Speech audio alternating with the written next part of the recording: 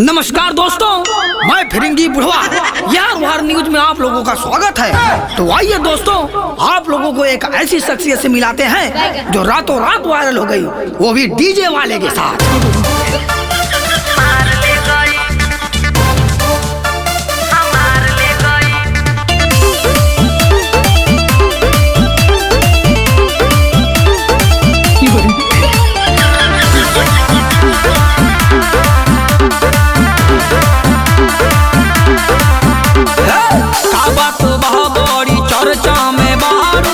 Media में गौरदा उड़ावत बारू, का बात बा बड़ी चर्चा में बहारू। मीडिया में गौरदा उड़ावत बारू, ये के दिन में कैसे के प्यार हो गई, और प्यार हो गई। अच्छा ये बताइए कि ये कई दिन में कैसे फंसा लिया भाई? हमारे गाँव में आयरलैंड डीजे बजाओ, घर के बगल में शादी पड़ा रहा है। आयरलैंड डीजे बजलन गाना चांद के पार ले जाइबा का। तो वे गाना सुन के हम घर से बाहर निकलनी, तो हमरा और देखलन, हम इनका और देखनी, ओकरा बाद से आँख मरलन, हम आँख मरनी, ओकरा बाद से नंबर की सहारा भइल। चौथा दिन भाग के जलंधर में शादी रह चला।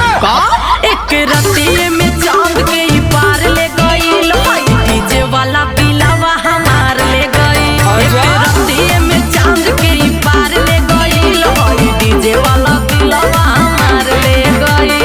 अच्छा तो ये बतावा कि तोहरा दिल में बसल मारे के दिमाग में? ये बसल वाला ना हमारा दिल के अंदर है, भाग के कोई शादी जलंधर जलंधर जलंधर।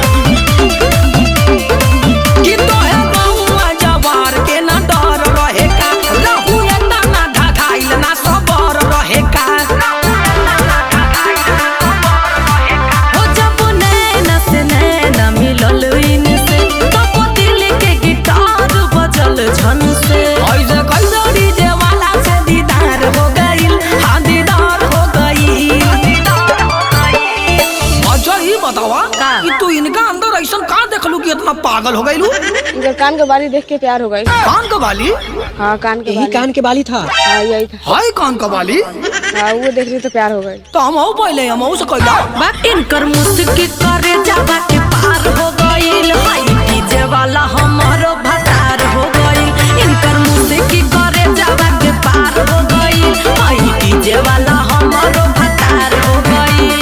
अरे इतना जल्दी शादी करने का का जरूरत वाला भाई? हमारे जवानी जान होते रहे, हमारे बाप माई शादी ना करते रह लोग, वैसे हम शादी कर ले।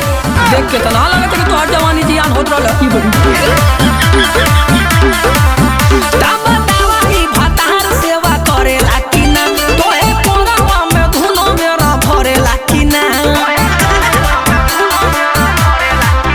सेवा करे ले ये तना की काम नहीं के, मोर पियावा हीरो से कोनो काम नहीं के। खुश बारू ना कि सपना साकार हो गइल, हाँ साकार हो गइल।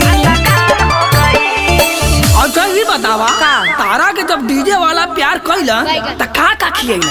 दूध मलाई खियाइला। अच्छा अरे दिलावा के मोरे मालिकार हो गइल, डीजे वाला ऑपरेटर से प्यार हो गइल।